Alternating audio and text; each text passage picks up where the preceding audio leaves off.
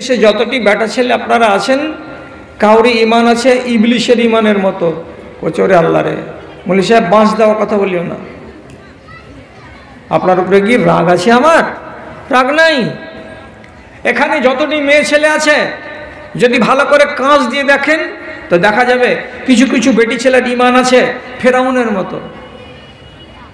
এখানে এই নর নারীগুলোকে যদি একবার ভালো চোখ দিয়ে দেখেন, চিন্তা করে দেখতে যান, এমন কিছু লোক পাওয়া যাবে যাদের ইমান আছে আবুল আহাবের মতো। কোচে ভারী লাগছে শুনতে মৌলী সাহেব, আবুল আহাব তো হারামি লোক, ওর ইমানের মতো আমার কেন মিল হলো? ফেরাউন তো শয়তান মারদুদ, তো ওর ইমানের মতো আমার ইমান কেন হবে?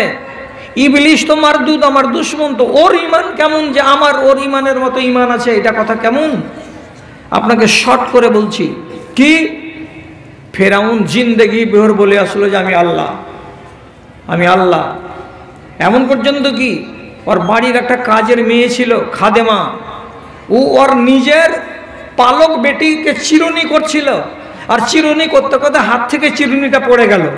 তখন এই কাজের মেয়ে, তার নাম হলো মা শ্বেতা, এই মহিলা চিরুনিটাকে যদি উঠালো তো উঠাবার কারে বলছে সুবহানাল্লাহ, এটা একটা তসবিহ পড়লো।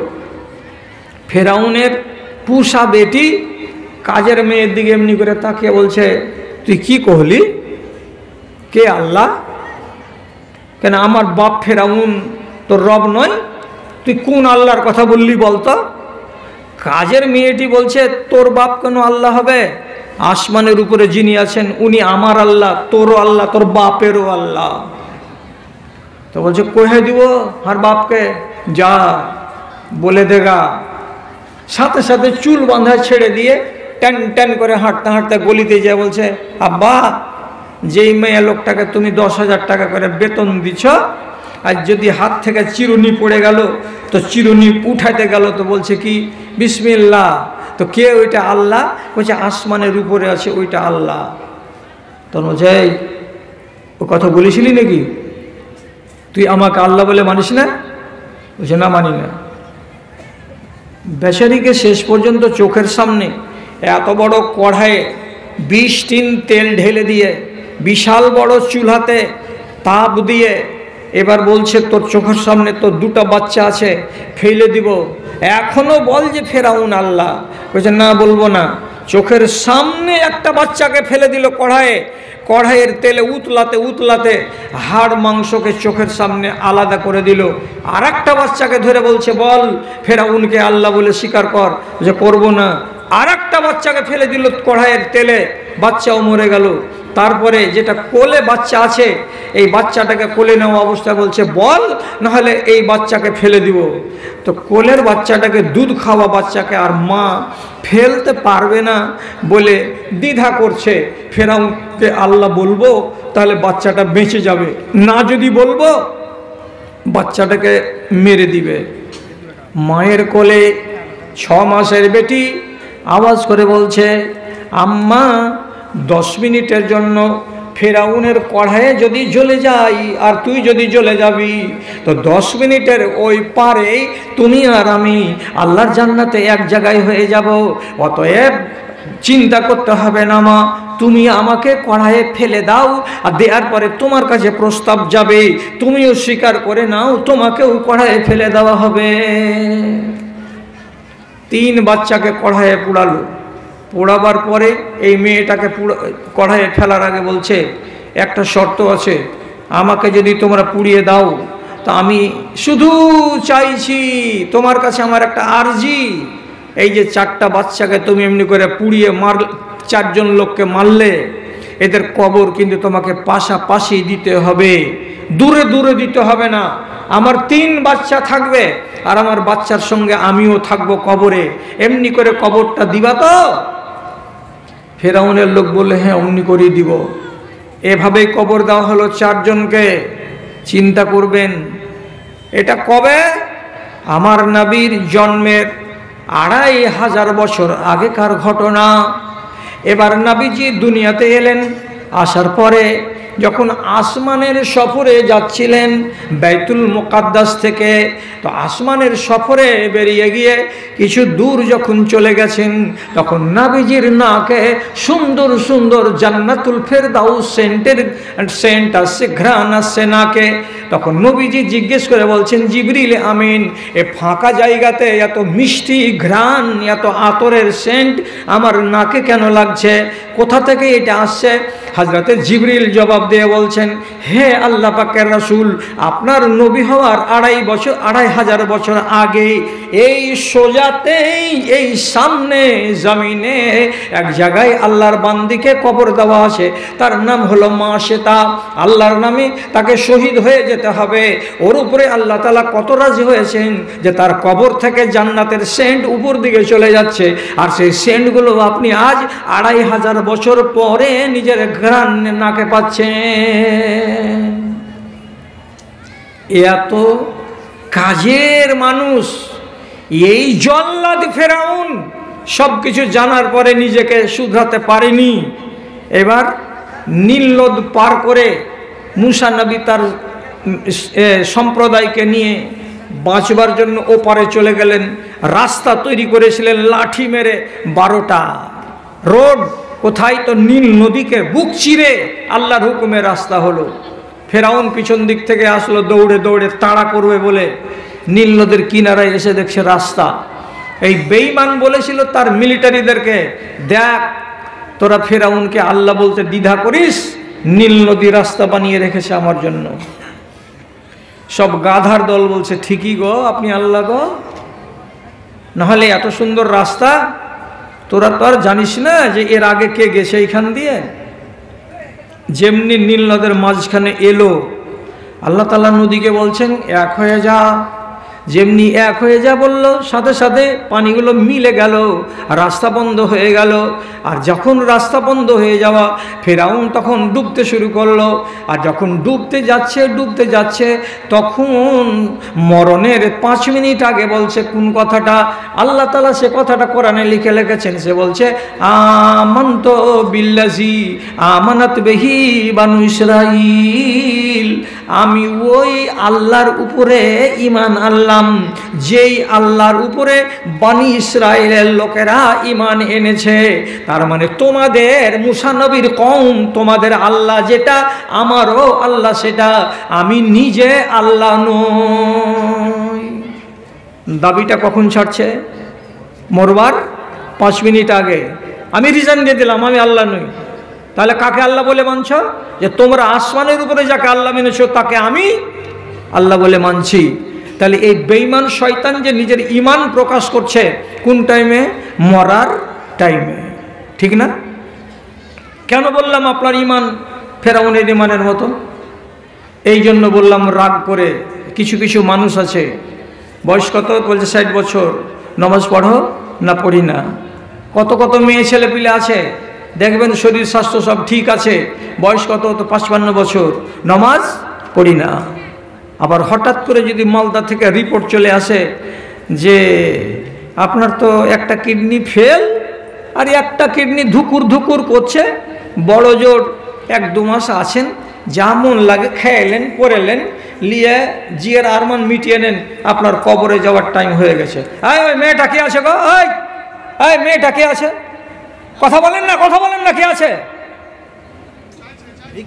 কেন ভিক্ষা চাইবে এখানে? আরে ভাগান ওটাকে, ভাগান।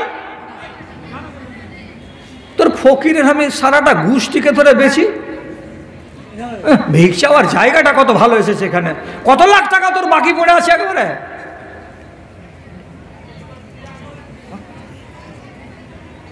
মানুষের ঘাড়ে ঘাড়ে ঘাড়ে ঘাড়ে ভিক্ষা করতে আসছে শালা বেলজ্জা কোথাকার। হ্যাঁ, কি বলছিলাম? তো যখন হঠাৎ করে মালদার ডাক্তারে রিপোর্ট করলো কিডনি ফেল, আর কিডনি ফেল শোনার পরে বেটাকে কইছে, এটা কি কহিলে রে বেটা? কইছে, লক্ষ্য থাকবে মা, তুই তো বকিস না, তো ওষুধ খা, ভালো হয়ে যাবে। এটা কথা চাপা থাকবে কি? 2 দিন পরে 3রা দিন এদিন ওর বেটি ওর গোড়াতে করে কাঁদছে। কইছে, হ্যাঁ রে মর্জিয়া, কাঁদছিস কেন? কইছে, তুই আর বেশি দিন বাঁচবি না গে মা, ঠিক না? কইছে তোর কিডনি ফেল হয়ে গেছে। কি কিডনি ফেলটে? তো কইছে এরকম একটা জিনিস আছে পেটের ভিতরে, ওইটা না থাকতে গেলে মানুষ বাঁচে না। ফেল হয়ে গেছে মানে নষ্ট হয়ে গেছে। তোর মুখ ফুলে গেছে, তোর গাল ফুলে গেছে, তোর শরীর ফুলে গেছে। তুই বুঝতে পারছিস কি? হ্যাঁ বেটা ফুলে গেছে, মেলাই হ্যাঁ ফুলে গেছি, ওই তোর মরণের লক্ষণ। আর কোথায় যাবি? আদরির মা তখন ধরলেন নমাজ। পাকা নমাজির বেটি নমাজি, মগরবের নমাজ, আসরের নমাজ, যত নমাজ আছে এই নমাজ ধরলে 7 দিন পরে চলে গেল ভোজ খেতে কবরে। কয়দিন ইবাদত করলে? ওই 7 দিন। আর এর আগে যে তুমি 55 বছর বেঁচে থাকলা দুনিয়াতে, এটি কি হয়েছিল? যেটি রসগোল্লা, ওটি হিসাব নাই। মরবার কালে যারা নিজেকে বদলায়, এর মানে কি? যখন দেখবে রাস্তা বন্ধ হয়ে গেছে, হয় ক্যান্সার হয়ে গেছে, কিংবা জন্ডিস হয়ে গেছে, কিংবা আমার লিভারে এমন এমন অসুখ দানা বেঁধেছে যার আমার বাঁচার চান্স নাই, তখন দেখবেন গ্রামের লম্পট হতে গেলেও নমাজির বেটা নমাজি হয়ে যাবে। গ্রামের মদখোরকেও দেখবেন যখন খবর পেয়ে যাবে তোমার কলেজা শেষ হয়ে গেছে, তখন মসজিদকে ধরবে, আল্লাহকে ধরবে। তার আগে তারা আল্লাহকেও ধরবে না, মসজিদের দিকেও আসবে না, নমাজের নাম নিবে না, ধর্মকে পাত্তা দেবে না। এই স্বভাবটা কার? তো ফেরাউনে। ইমান ভালো করেন, মরবার কালে আল্লাহকে ডাকবেন, এটা হবে না। কোরআনে আল্লাহ তাআলা বলেছেন ইনি আমার সহপাঠী আর একজন ভালো আলেম। দেখেন আমি কথাগুলো কি জালবাজি করে বলছি? আল্লাহ তাআলা কোরআনে বলছেন ওয়াইজা আনআমনা আলাল ইনসানি আরাজা ওয়া নাআ বিজানিবিহি ওয়াইজা মাসসাহু শাররু ফাযু দুআইন আরিজ। যখন আমি তাকে ধনে ডুবিয়ে রাখবো, মালে ডুবিয়ে রাখবো, টাকাতে ডুবিয়ে রাখবো, শাড়ি আর ব্লাউজ আর সায়া আর ম্যাক্সিতে আমি ডুবিয়ে রাখবো, তখন আমাকে বলে একবার ভাববে না। আর যেদিনই বড় মুসিবতে পড়ে যাবে, বিপদে পড়ে যাবে, তখন দোয়া করবে কেমন করে? তো জু দুআইন আরিজ, লম্বা লম্বা করে দোয়া করবে। আর মাঝে মাঝে 10 কেজি করে চাল দিয়ে পাঠাবে। কোথায়? তো মাদ্রাসায়। দরকার পড়তে গেলে একটা 8 কেজির খাসি মাদ্রাসায় দিয়ে পাঠাবে, আর দিয়ে বলবে মুলি সাহেবেরা এটাকে তোমরা খেয়ে নিও, আর নেওয়ার পরে আমার জন্য দোয়া করিও, আমাকে আল্লাহ যেন হায়াত দেয়। কিরে, মরবার কালে শরবত খাবি? এটা ফেরাউনের ইমান। কিছু মানুষ আছে এখানে, বেটা ছেলেও বেটি ছেলেও, এদের ইমান আছে কার মতো? তো ইবলিশের মতো। ইবলিশের ইমান নিয়ে মরলে হবে না, আপনাকে পাকা ইমানদার হতে হবে। আবু বকরের মতো, উসমানের মতো, আলীর মতো পাকা ইমানদার হয়ে মরুন। ইবলিশের ইমান মানে কি? ইবলিশের ইমান মানে দেখেন কোরআনে লেখা আছে। আর আপনারা তো আমার সাথে অতটা উঠা বসা করেন না বলে আমাকে আপনারা জানেনও না। ফোন নাম্বার তো আছে, দরকার হলে জিজ্ঞেস করবেন, না হলে মাওলানা ওবায়দুল্লাহকে বলবেন। স্পষ্ট কথা কোরআন মাজিদের লেখা আছে, বদরের যুদ্ধের দিন এদিকে 313টার, ওদিকে 1000টা মুশরিক লড়ালড়ি হবে। এমন সময়তে ইবলিশ শয়তান মানুষের রূপ ধরে এসে মক্কার মুশরিকদেরকে ডেকে বলছে, ভিড়া যা, আমি আছি তোদের পিছনে, কেউ তোদের চুল ব্যাগা করতে পারবে না, আজকে তোদের জয় নিশ্চিত হবে। এমনি করে উদ্বুদ্ধ করছে, সবাইকে উদ্বুদ্ধ করছে। ইতিমধ্যেই আল্লাহ রাব্বুল আলামিন কোরআনে বলছেন আমি কি করলাম? আমার এই মুসলমান কয়টাকে মানে জয়ী বানাবার জন্য আসমান থেকে ফারিস্তা নাজেল করলাম। যখন ফারিস্তারা নাজেল হতে লাগলো সাদা সাদা পোশাকে আর সাদা সাদা পাগড়িতে, মানুষেরা দেখতে পায় না, কিন্তু ইবলিশ শয়তান দেখতে পাচ্ছে যে এগুলা কি নামছে, হ্যাঁ এগুলা কি নামছে, হ্যাঁ তো মিলিটারি নামছে আসমান থেকে। যখন দেখতে পেল ফারিস্তা নামছে আসমান থেকে, তখন ইবলিশ শয়তান বলছে উপায় নাই রে বাবারা, আজকে তোরা রেহাই পাবি মুসলমানদের হাতে, তার সুযোগ নাই। যখন দেখতে পেল বিপদ ঘনিয়ে এসেছে, তখন যুদ্ধের মাঠ ছেড়ে পালিয়ে যাচ্ছে। যখন পালিয়ে যাচ্ছে তখন লোকেরা বলছে ভাই তুমি আমাদের পিছন দিকে ছিলে, তোমাদের সাহস ছিল, এখন তুমি পালিয়ে কেন চলে যাচ্ছ? তখন ইবলিশ শয়তান বলছে ইন্নী আরা মা লা তারাউনা, আমি যা আমার 2 চোখে দেখতে পাই তোমরা সাধারণ মানুষ তা দেখতে পাও না। এর মানেটা কি? আমার 2 চোখ দিয়ে দেখতে পাচ্ছি আল্লাহর ফেরেশতা নাজিল হচ্ছে লড়াই করার জন্য তোমাদের মোকাবিলায়, আর তোমরা পারবে না, আমি ওদেরকে পারবো না, এই জন্য আমি ময়দান ছেড়ে পালিয়ে যাচ্ছি। তারপরে ইবলিস শয়তান কি বলছে? আল্লাহ তাআলা কোরআনে বলছেন, ইন্নী আখাফুল্লাহ রব্বুল আলামিন, আমি আল্লাহ রব্বুল আলামিনকে বলে ভয় করি, আমার জানে আল্লাহকে বলে ভয় আছে। হ্যাঁ না বলুন? কোরআনের আয়াতটাকে পড়ে শোনালাম। ইবলিসের জানে আল্লাহকে বলে ভয় আছে না নাই? বলুন বলুন। আছে? ওর জানে ভয় আছে। ভয় তো জানে আছে, তো তুই আমল কেন করিস না? মুসলমান কেন হইস না রে বেটা? আজও তো তুই লেগে আছিস মুসলমানের পাশে। তুই বলছিস যে আল্লাহর নামে আমার ভয় আছে, কিন্তু আজ পর্যন্ত ইবলিস শয়তান নিজের ইবলিসে ছাড়েনি, চালিয়ে যাচ্ছে নিজের তবলিগ। তাহলে ওর ইমানের সাথে আপনার ইমানের কি সম্পর্ক? যদি আপনাকে খালি বলি কবর বলে আপনার জানে ভয় লাগে না? ভয় তো লাগছে মৌলভী সাহেব। মরবার কালে যে খিঁচে দম বের করবে ফেরেশতা, আবার কাউরি কাউরি আরাম করে জান কবজ করবে আল্লাহর ফেরেশতা। তো আপনার যদি জানকে কুসরকে পিড়ানোর মতো করে নিংড়ে বের করে, তো এত ঠেলা লাগবে, আপনার জানে ভয় লাগে না? কইছি এগুলা কথা কইছেন, কার জানে ভয় নেই জি মাওলানা? মৌতকে কহে আপনার জানে ভয় আছে। তো ভয় যদি আছে সোজা হন না কেন? কথাটা বলেন। ওরও জানে ভয় আছে, সোজা হয় না। আপনার জানে ভয় আছে, সোজা কেন হন না? তার মানে ইবলিস ভয় করে তবুও সোজা নয়, এটা হলো তার ইমান। আর আপনিও আল্লাহকে বলে ভয় করেন কিন্তু সোজা পথে আসছেন না, এটা হলো আপনার ইমান। এই জন্য রাগ করে বলেছিলাম আমাদের এখানে অনেকগুলো মুসলমান আছে যাদের ইমান হলো ইবলিস শয়তানের ইমানের মতো। ইমানটাকে একটু ভালো করতে হবে। ওই যে ভালো তো করবো মৌলভী সাহেব, তো ইমানটা ভালো করতে গেলে কীরকম ইমান করা দরকার? আমি আপনাকে যদি উদাহরণ দিই, যে নিজেকে একবার হিলিয়ে হিলিয়ে দেখেন তো যে আমি ঠিক আছি না নেই। কি করে হিলিয়ে দেখবেন? রমজান আসছে, এই রমজানে আপনাকে হিলিয়ে হিলিয়ে দেখতে হবে যে আমার ইমান ঠিক আছে কি না। আমি একটা উদাহরণ দিচ্ছি আপনাকে।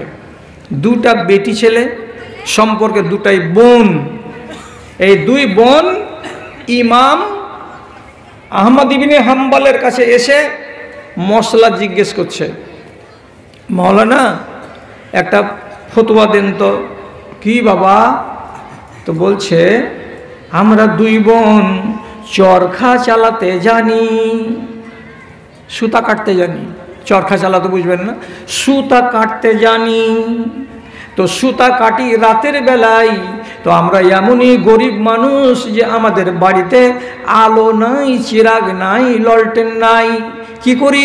আমার বাড়ির সামনে ত্রিমোহনীতে রাজার পক্ষ থেকে জায়গা জায়গা যে বড় বড় আলোর স্তম্ভ বসানো হয়, তো রাজার জ্বালানো আলোর পার্শ্বে দাঁড়িয়ে দাঁড়িয়ে আমরা সুতা কাটি রাতের বেলায়। কথাটা বোঝা যাচ্ছে? একটা লোক হ্যাঁ বলেন তো। একবার এক সময়ে যেদিন কারেন্ট ছিল না, শামসি স্টেশনের পশ্চিম প্ল্যাটফর্মে সামনে এবং পূর্ব দিকের প্ল্যাটফর্মে পিলারের ওপরে এত বড় বড় একগুলো লালটনের আলো দেখেছেন জ্বলতে? না দেখেননি? কোন দেশের লোক এগুলা? যে কারেন্ট ছিল না সেই যুগে, তো স্টেশনে একটু তো আলো লাগবে। মাগরিব হতে গেলেই এত বড় চেরাগ কাঁচ দিয়ে ঘেরা বান্ধা খুঁটির ওপরে রেখে দিয়ে চলে আসলো, সারা রাত আলোটা জ্বলবে। তো বাদশাহ নিজের আমলে চৌরাহাতে চৌরাহাতে একটা করে দ্বীপ জ্বালিয়ে রাখতো, যাতে দেশটাকে একবারে অন্ধকারে ডুবে না যায়। মেয়ে দুটা কি বলছে? বাদশার জ্বালানো চেরাগের পার্শ্বে রাতের বেলায় দাঁড়িয়ে আমরা সুতা কাটি, এটা তো আমাদের চেরাগ নয়। তো মশলাটা কিরে বাবা? তো বলছে মশলাটা হলো এই যে আমরা যে বাদশার চেরাগের আলোতে সুতা কাটছি, তো এই সুতা কাটা আমাদের জায়েজ হচ্ছে। ওরে আল্লাহ রে, তোরা কোন দেশের বেটি ছিলি গে? দুই বোন যে বলছে আমাদের কি পরের আলোতে দাঁড়িয়ে দাঁড়িয়ে সুতা কাটা হালাল হচ্ছে না হালাল হয় না। যদি বলেন এটা হালাল নয়, তাহলে কাল থেকে আমরা সুতা রাতের বেলায় কাটবো না, যতটি হবে দিনের বেলাতেই হবে। আর যদি বলেন জায়েজ আছে হালাল আছে, তাহলে রাতের বেলাতেও সুতা কাটবো। কার আলোতে? তো বাদশার আলোতে।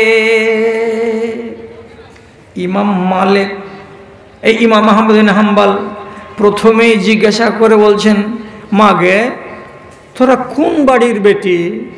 তোর বাপচা ছাড়া কেমন?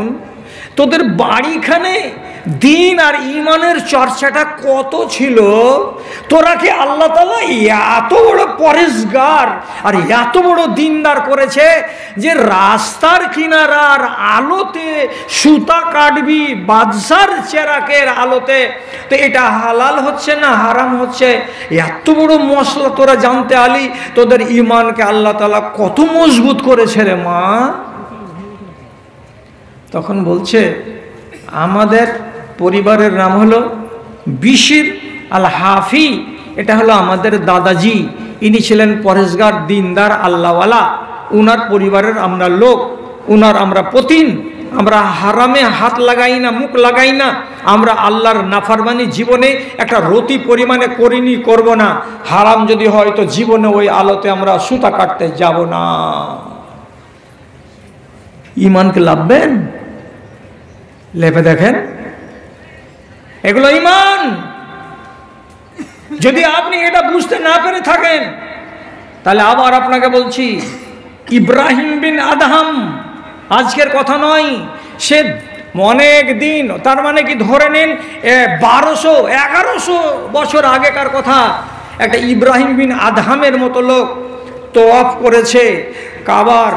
তোয়াফ করার পরে সাফা মারওয়া দৌড়ানোর পরে পানি পান করতে হয়, হ্যাঁ না বলুন? পানি পান করতে হয়। সাফা মারওয়া দৌড়াবার পরে জমজমের পানি পান করতে হয়। তো জমজমের ইন্দারার কাছে এসে দাঁড়িয়ে আছে সোজা পাগলা হয়ে।